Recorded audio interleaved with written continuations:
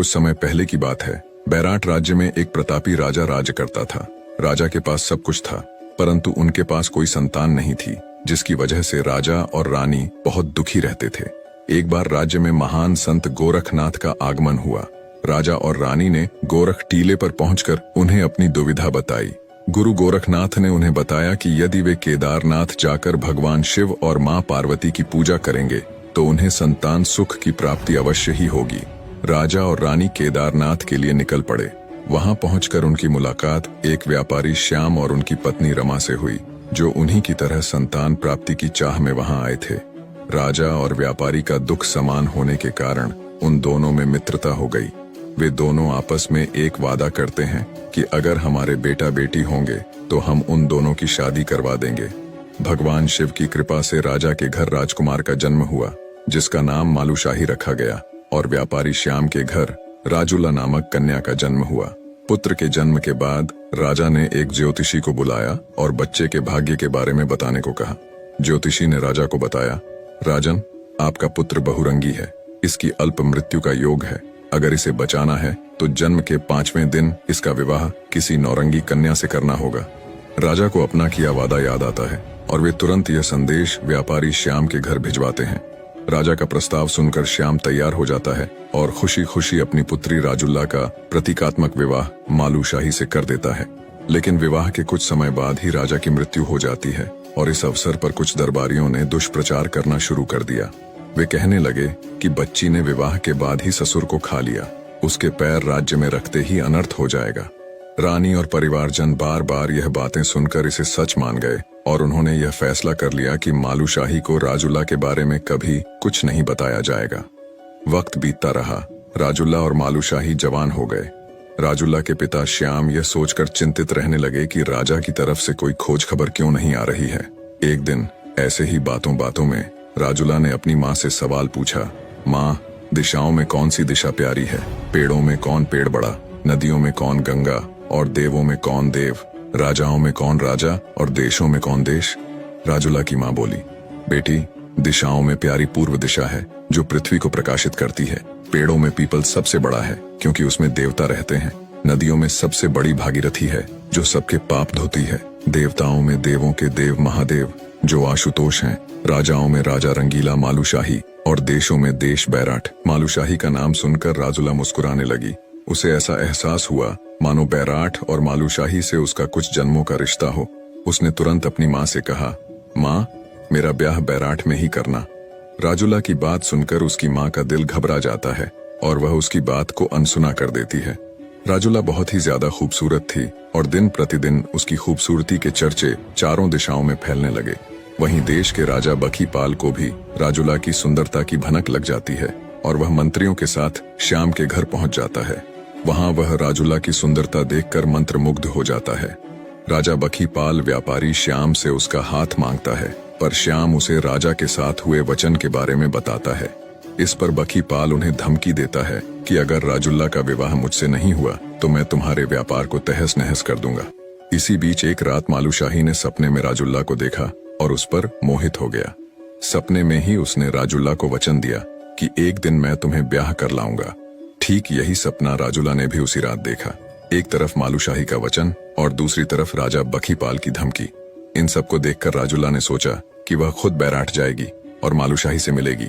उसने अपनी माँ से बैराट जाने का रास्ता पूछा।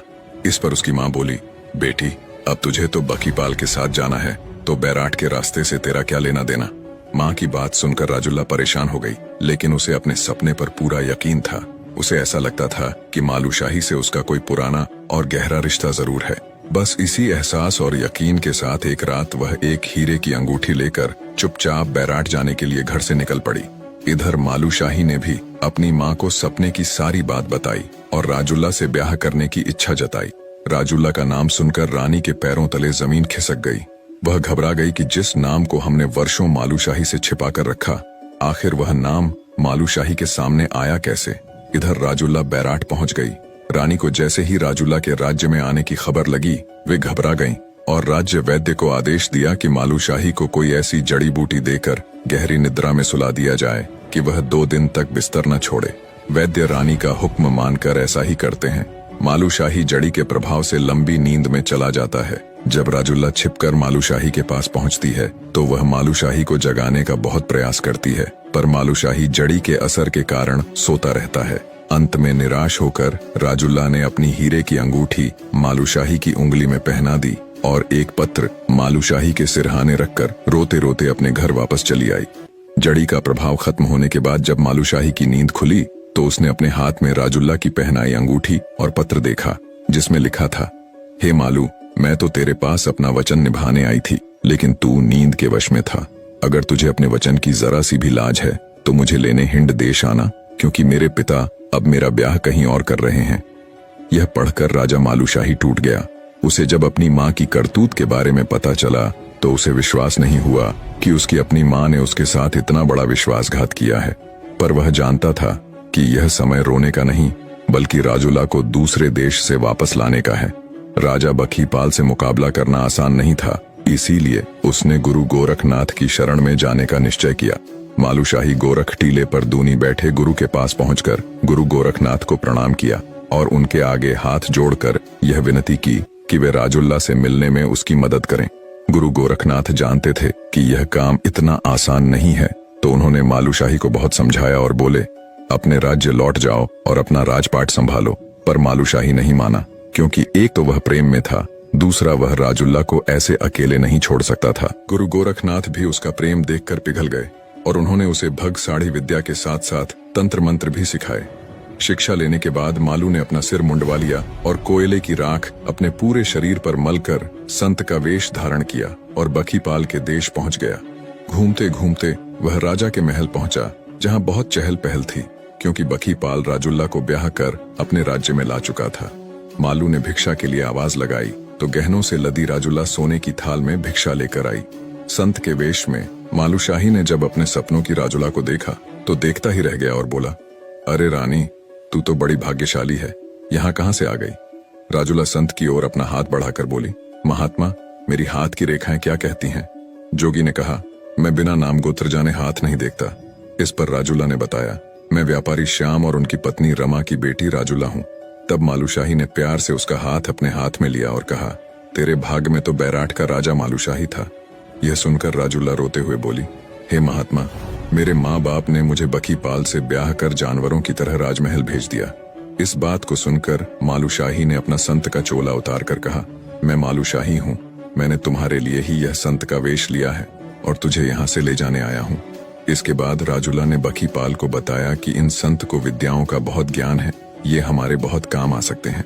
बखीपाल मान तो गया, मगर संत के मुख पर राजा सा तेज देखकर उसे उसके संत होने की आशंका हुई।